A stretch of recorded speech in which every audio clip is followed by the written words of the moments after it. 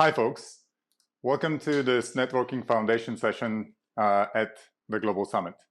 My name is Tom. I'm a networking specialist, and today I'll be diving into some of the foundations and the basics of the networking on AWS. I meet with customers on a daily basis to help them figure out how to deploy their networks. So this is going to incorporate some of the learnings I had from the sessions before. And you'll notice that I'm a big fan of using a lot of drawings. So there's going to be not a lot of text. It's mostly going to be diagrams to help you get the understanding of the components we're going to go through. And we'll start off with a very high-level overview, so a 10,000 view of AWS networking.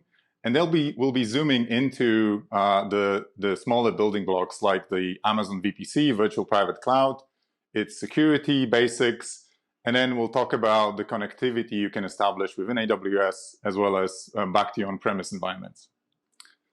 And if you're familiar with networking, you might recognize that a lot of the constructs we're using are actually similar to what you might see on your on-premises networks. However, there are a couple of cases where even though things look similar, there are differences, and I'll call them out as we'll go through the session. So the first thing you need to do when you're deploying workloads on AWS is decide on where they're going to go. And we have 25 regions for you all around the world that you can deploy your applications and workloads into. We also announced 5 additional regions that are coming in the future. And then on top of that, we have 230 plus points of presence all around the world, used for things like maybe a content delivery network. And we also have 97 direct connect locations where you can physically plug into our network and then traverse it to get to the region of your choice. So we actually do have our own backbone. We manage our own AWS global network where we have 100 gigabit Ethernet connectivity going between the regions and between our locations. We can maintain availability and security so traffic between the regions can stay on our backbone.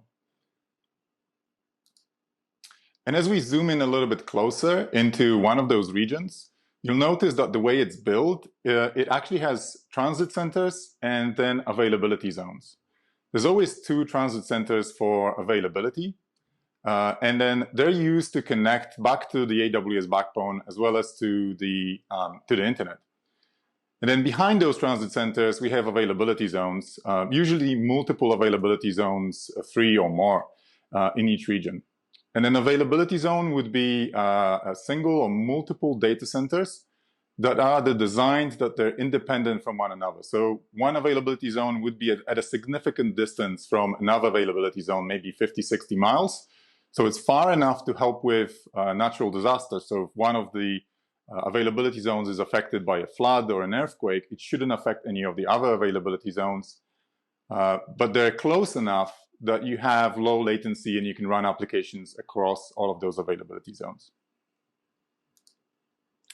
So if we look closer and at a particular region, here I get an example of a Northern Virginia region.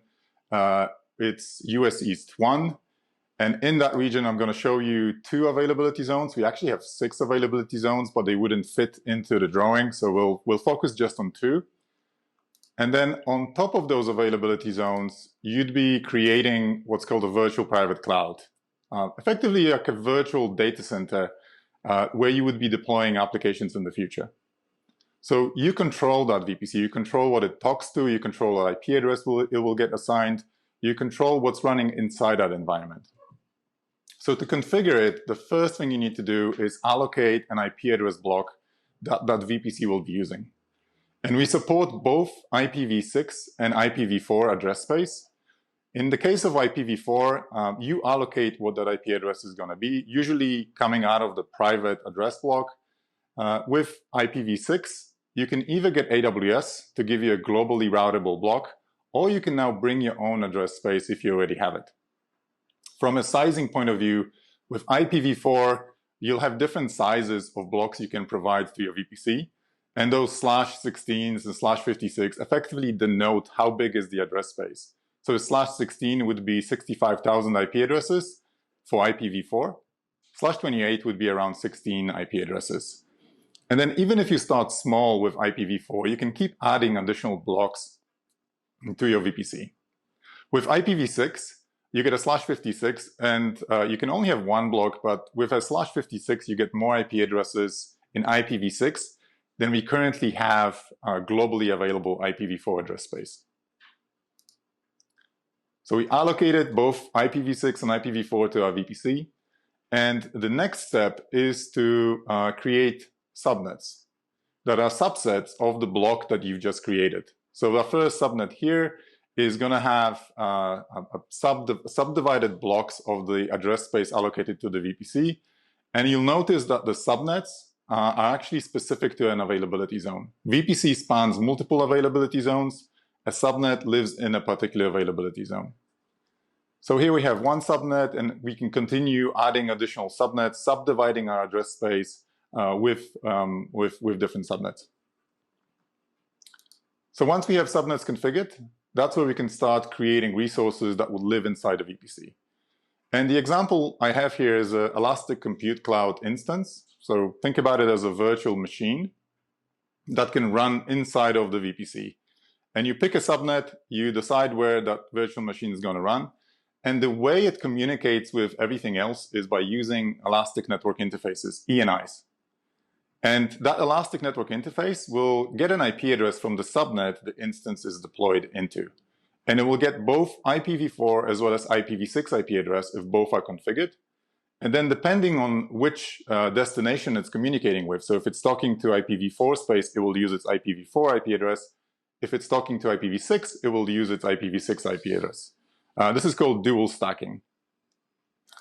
And an instance could have multiple Elastic Network Interface. You can look at the documentation to see which instances support how many Elastic Network Interfaces. And then a single ENI could even have multiple IP addresses, not just v6 and v4, but multiples of IPv4, for example. So traditionally, in your on-premise environments, when you have different subnets, you can't communicate between those subnets by default, right? You need some router, you need a firewall to connect the subnets and allow for this communication to happen. Whereas inside the VPC, there's already a route inside the route table associated with all of the subnets called a local route that's using the address block that you assign to your VPC. And it's effectively saying that anything within that block can just communicate directly. So from a routing point of view, even though those ENIs and instances live in different subnets, they can all route to each other. So subnets are more a construct that's going to be used for routing, and I'll show you in a second, but it's not really used for a security boundary. If you want to start controlling what can talk to what inside your VPC, the recommendation is to use two things, either network access control lists or security groups. And network access control lists are NACLs, stateless firewalls, which means that you have to, if you allow traffic in one direction, you also have to remember to allow it in the other direction. And NACLs would be deployed at the subnet boundary. So it would control what's going into and out of the subnet. In the example here, I have a NACL configured that's blocking any traffic on TCP port 23 from any IPv4 and IPv6 destination. And as well on the outbound, any connections initiated from inside the subnet, we're also dropping port 23. So this is telnet, unencrypted console access. So we don't really want to allow that traffic in our network. So network access controllers are really good at these broad brush protections. So maybe blocking all telnet traffic or blocking production traffic from non-production traffic and so on. And you can put the same NACL around all of your subnets, or you can create unique network access control lists for each one of your subnets. If you want to be more granular about the permissions, that's where you would look at the security groups. And security groups are stateful firewalls. So once you allow something in one direction, the responses will automatically be allowed. And instead of the subnet boundary, they operate on a network interface boundary. And in the example up here, we have security group 123 that is applied to our top network interface and top instance. And we're basically allowing traffic from the outside, from anywhere on IPv4 and IPv6 to our instance on port 22. SSH, so this is encrypted terminal traffic, so that's fine. And then on the outbound, we're allowing all of the connections being initiated from that instance. But a security group doesn't have to be wrapped around a single network interface. You can actually deploy it around as many network interfaces as you want. And it doesn't care about availability zones or subnets. You just decide which network interfaces go into which security group. So we have another security group here, 234, that's used for all of the interfaces at the bottom. And you can see here we've configured a rule that's not using an IP address block. We're just referring to an already created security group. So we already have the top ENI being part of security group 123. And if we want to allow anything from that top security group to connect to our bottom security group, we could just refer that in the configuration. So the security group 123 is allowed to connect to our instances on port 22. So that configuration, if the instance at the bottom initiates a connection on TCP port 22, either over IPv4 or IPv6, it will be allowed to connect to any of the bottom ENIs. So there's a number of other security options and functionality you can deploy inside your VPC. And I'm going to quickly summarize a few of them, but feel free to check the documentation and dig deeper into whichever one sparks your interest.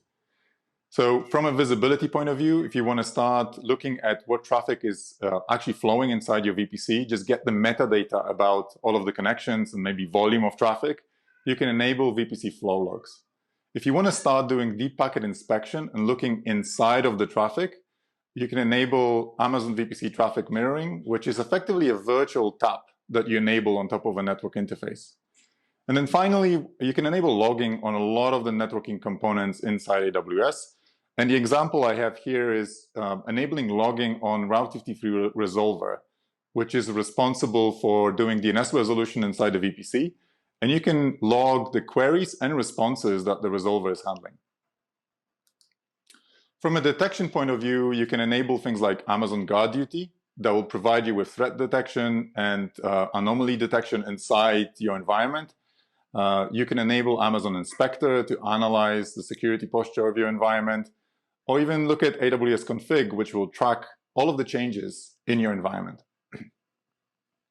Finally, from a firewalling point of view, you can enable AWS WAF, which is a web application firewall, specifically for your web applications.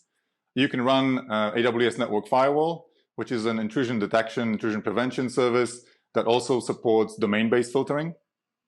And finally, if you want to bring in your own favorite firewall vendor, we made it very easy for you to deploy them as virtual machines and have them highly available and highly scalable behind the gateway load balancer.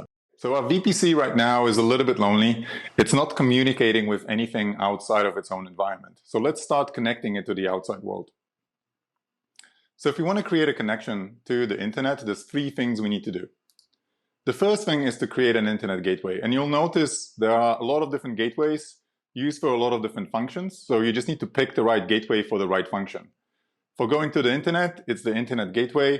Many customers actually use the existence of the internet gateway as a way to prevent a VPC to talk to the internet. So you know that if you're not allowing an internet gateway to be attached to the VPC, that VPC can't communicate directly with the internet.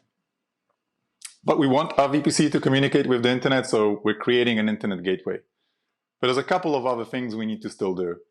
We need to assign an IP address. If we're using IPv4, we need to assign a public IP address to our network interface that needs to communicate with the outside world. And that IP address could either be public, which effectively means a dynamic external IP address, or it could be an elastic IP address, which actually means a static external IP address. We don't need to worry about that with IPv6, because with IPv6, we already get a globally routable IP address. And the final step is to update the route table inside the VPC. So we need to specify that to get to the internet, whether it's IPv4 or IPv6, those /0 routes that you can see, they're pointing to the internet gateway. So if our instance wants to initiate a connection to the internet, or it's responding to requests from the internet, it now has a route to do that. But we don't have to do it for all of the subnets. So we can have the two subnets at the bottom still use the previous route table that we've had associated with them, and not have a route to the internet. So effectively, even though this VPC has an internet gateway, even though our instances, the top instance has a public IP address, the bottom instances cannot communicate with the internet. They don't have a route. So we actually have a naming convention for different types of subnets that have or don't have a route to the internet. The ones that have a route to the internet, we call them public subnets. The ones that don't have a route to the internet, we call them private subnets. So if we follow our example from the security group, now we add the security group to the instance we had at the top. You remember we were allowing SSH port 22 from anywhere on the internet. Now we actually have a path to get to that instance. So a user out on the internet can initiate a connection over IPv4 or IPv6 to our instance on port 22, and from there maybe connect to other instances if they need to. In many cases, also customers wouldn't be connecting just directly to an instance. They might be presenting public applications to the internet. And in that case, we have a number of different load balancers as part of the Elastic load balancing family. We have an application load balancer specific for web application. We have network load balancer for any TCP UDP flows. So in the example here, maybe our service in the back are used for presenting some external application. So instead of going directly to them, we can create a load balancer. I'm showing you a network load balancer.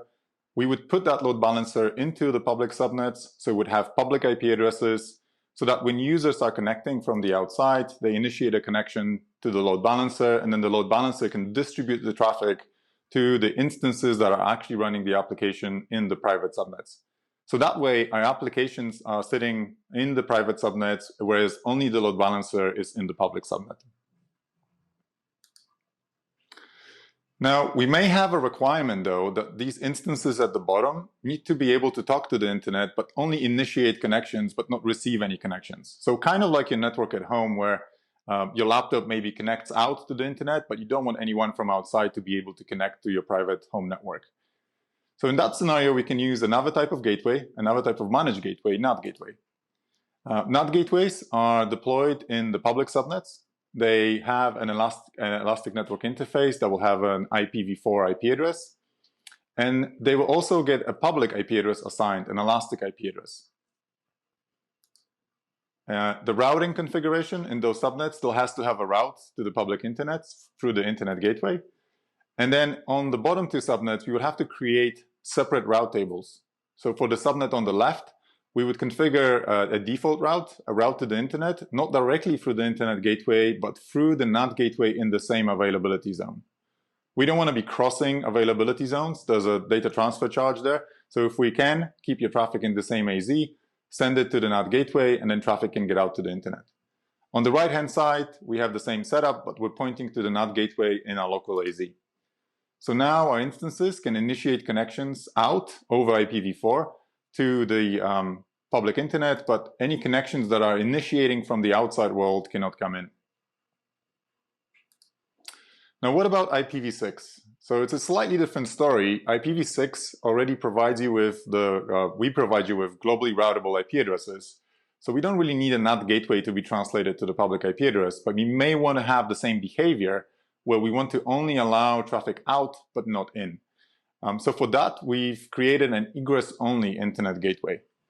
So you associate it with your VPC, and it allows for only IPv6 traffic to go out. And you configure the subnets where you have your IPv6 enabled instances to have a default route through the egress-only internet gateway. And the end result is very similar to using a NAT gateway. The traffic can only get out. It would be using the public IP address of the ENI that's initiating the connection, public IPv6 IP address. But it's only allowed to get out, and any connections initiated from the outside cannot get in through the egress-only internet gateway. And you would usually use that in combination with the NACLs and security groups anyway. Okay. So far, I spent a lot of time on talking about the VPC. So this is your private environment, your private data center. There are other services. So we have over 200 plus services that you can use. And a lot of those services actually live outside of the VPC. So let's look at a couple examples here. We have Amazon Simple Storage Service, maybe if you want to store your objects, and then Amazon CloudWatch for monitoring of your environments. So they live on the AWS public address space, still in the same region, but they use public IP addresses. So one way to connect to those services and consume them would be to go out through the internet gateway, maybe through the NAT gateway, but that's not the most efficient and cost-effective way to communicate with AWS services in the same region. For that, you can use VPC endpoints. So we have two different types of VPC endpoints. We have a VPC interface endpoint that many services already support. And the way it works is it makes it look as if the service that lives outside of your VPC is actually inside of your VPC using an elastic network interface, just like an instance that you can connect to. So now if you're communicating with CloudWatch, maybe you want to send logs, you would be connecting to the local IP address and then get forwarded to the actual application. And we also give you the option to override DNS here, so you don't have to worry about changing your DNS name.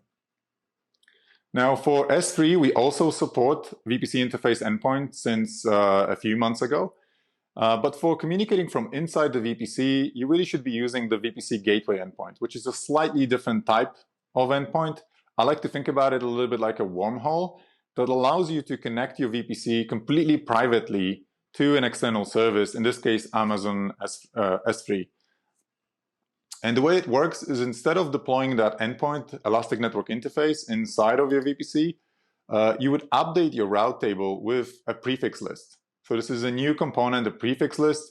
You can create your own prefix list to manage your own IP addresses, but this is an AWS managed prefix list where we will track all of the S3 public IP addresses under that list. And all you need to say is you need to configure any traffic going to this prefix list to go through the endpoint that you already created. So if our instances are trying to communicate with S3, the traffic would go out through the gateway endpoint instead of going out through the NAT gateway, internet gateway. And there's a lot of additional benefits here. You can configure policies on the endpoint, on the S3 bucket. You also don't pay data transfer charges for going to and from S3 in the same region if you're going through the VPC gateway endpoint. Now, the technology that powers the interface endpoint is called Private Link, and you can actually use it for your own applications.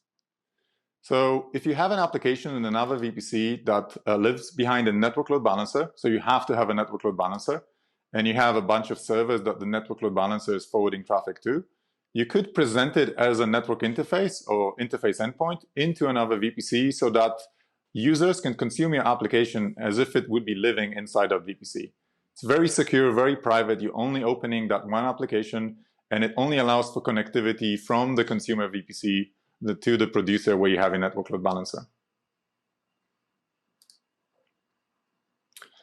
So what are the different options for your VPCs to communicate to one another? How can you share applications when you're within AWS environment? So I want to touch on three main options here. So we have VPC peering, which is a point-to-point connection. So if you imagine the VPC is a data center, VPC peering is the logical equivalent of a fiber private connection between those two data centers. And the way it works, it's on a one-to-one basis. So if you need two VPCs to talk, you have to have a dedicated peering between them. You can't traverse another VPC here. For more complex scenarios where you have more than a few VPCs that you need to mesh, it's recommended that you look at the transit gateway. It allows you to create this logical hub and spoke topology that scales to thousands of VPCs that you can connect together and allow them to communicate. And if the peering was like a leased line, you can imagine the transit gateway is like a logical router that AWS is managing for you. It's a distributed system, so it's not a single point of failure, but it allows you to create those sleek topologies that make your life easier for forwarding traffic between them. And then finally, if you're just sharing an application, you can use AWS Private Link to create those VPC endpoints in other VPCs for your consumers to consume. And if we quickly just summarize the high-level differences here, with VPC peering, the maximum is 125 peers per VPC. So if you have a full mesh of around 15 VPCs, you're already going to hit the 125 limit. With Transit Gateway, you can have 5,000 VPCs connected to it. And then with Private Link, there's really no quota for how many consumers you can present your application to. From a bandwidth point of view, peering doesn't actually have a bandwidth limit, but you still need to consider the type of instance that you're using because it will have its own bandwidth limit. With Transit Gateway, each one of the attachments you have to the VPCs, so imagine the attachments being like interfaces to your data centers, they can burst up to 50 gigabits a second. And then with Private Link, each network interface will go up to 10 gigabits a second. Finally, from a connectivity point of view, with peering and with Transit Gateway, you're opening up that communication path on a network level. With Private Link, you're exposing just the specific application to your consumers. Now, finally, let's talk about how you would connect your VPCs back to your on-premise environment. So on the right-hand side, we now have your corporate data center with maybe a router, firewall, and a couple of other routers. And let's look at the different options of how you can connect the VPCs on the left. So one option is to use another type of gateway. This is a virtual private gateway that's used purely for connecting back to on-premise using even VPN on Direct Connect. So in this scenario, we have virtual private gateways associated with our VPCs, and we can start creating AWS site-to-site VPNs. So these are IPsec VPN connections going to each one of the VPCs, and that way we can communicate with all the VPCs. For more predictable experience and lower data transfer rates, you can start looking at Direct Connect, which is a physical connection into the AWS backbone, so you can get to any of the regions inside AWS except for China. And with AWS Direct Connect, you configure two components. You get to get the physical connection, so the physical pipe, a piece of fiber connecting your device with AWS device. And then on top of that, you create the logical components like the virtual interfaces, which effectively are VLANs that connect to the Direct Connect gateway, which is another component inside AWS. And then from there, connect to multiple VPCs. So a Direct Connect gateway can have up to 10 VPCs. If you need more, you keep adding additional interfaces on your connections. And then to be highly available, you never want to use a single Direct Connect. Having multiple Direct Connects or in different Direct Connect locations is the recommended approach. So now we're highly available. We have two paths over Direct Connect, and we even can use the VPN as backup. Now this scales really well, but once you get to large numbers of VPCs, you have to keep adding the Direct Connect gateways and VPNs.